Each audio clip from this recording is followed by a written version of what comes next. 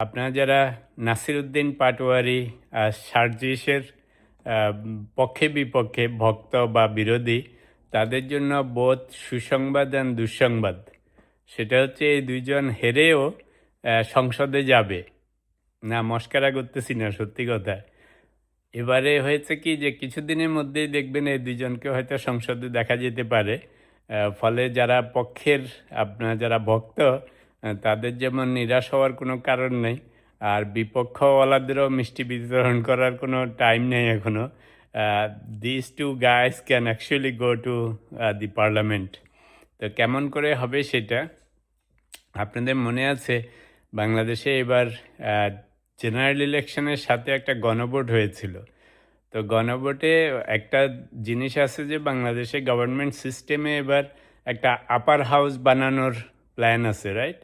তো সেই আপার হাউসের প্রভিশনটা অনেকটা এরকম যে ন্যাশনাল ইলেকশনে যেই পার্টি যেই পার্সেন্টেজে ভোট পাবে সেই ভোট অনুসারে তারা আপার হাউসের যে 100 জন মেম্বার হবে তাদেরকে নমিনেট করতে পারবে।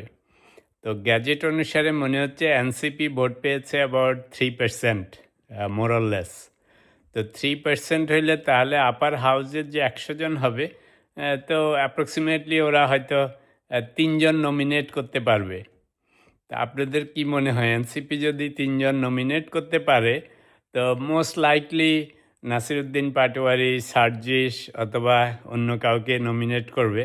আমার ধারণা, যেহেতু নাসিরউদ্দিন পাটোয়ারি সাংঘাতিক ভোকাল, সার্জিস আলমও সাংঘাতিক কথাবার্তা বলে, প্লাস এগুলি খুব close two Nahid and other people in NCP, তো মোস্ট লাইকলি তারা এই দুইজনকে ডেফিনেটলি নমিনেট করবে।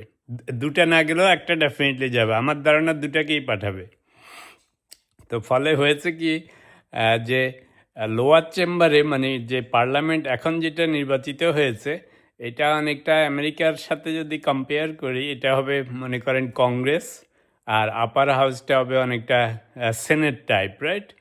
তো দেখা যাবে মির্জা আব্বাসরা যারা নাসিরউদ্দিনকে হারিয়ে পার্লামেন্টে যাবে, আর এরা ব্যাক চ্যানেল দিয়ে নাসিরউদ্দিন পাটোয়ারি, সার্জিস বা আদার্স এরা আপার চেম্বারে যে হাজির হবে। তো obviously upper itself says that is higher authority, right?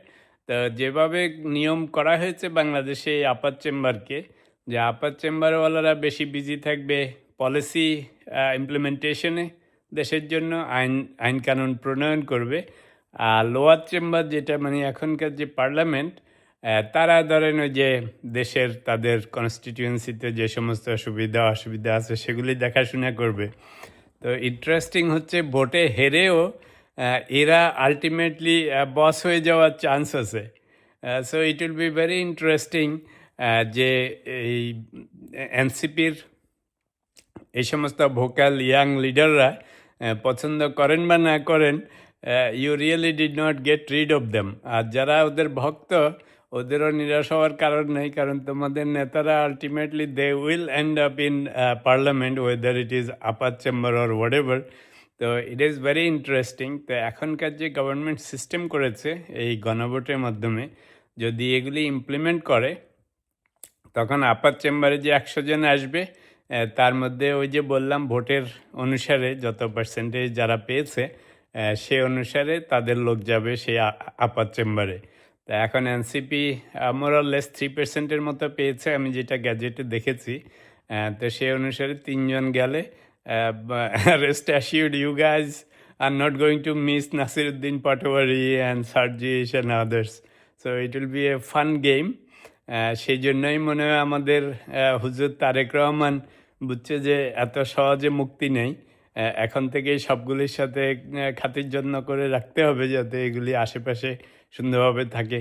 সেই জন্য এই যে কালকে আমিরের সাথে যেমন দেখা করে এসছে, নাহিদদের ওখানে গেছে, সাথে সার্জিস টার্জিস এরা ছিল, কারণ আলটিমেটলি এগুলিকে তো সামনে লাগবে। এরা আপার চেম্বারে থাকা লোয়ার চেম্বারে থাকুক, সারাক্ষণ তো গোলমাল পাকাবেই। এনিওয়েজ, তো সুখবর হচ্ছে নাসিরউদ্দিন পাটোয়ারি আর সার্জিসদের ভক্তদের জন্য। আর দুঃসংবাদ হচ্ছে আপনারা যারা ভেবেছেন মুক্তি পেয়ে গেছেন, নট সো ফাস্ট।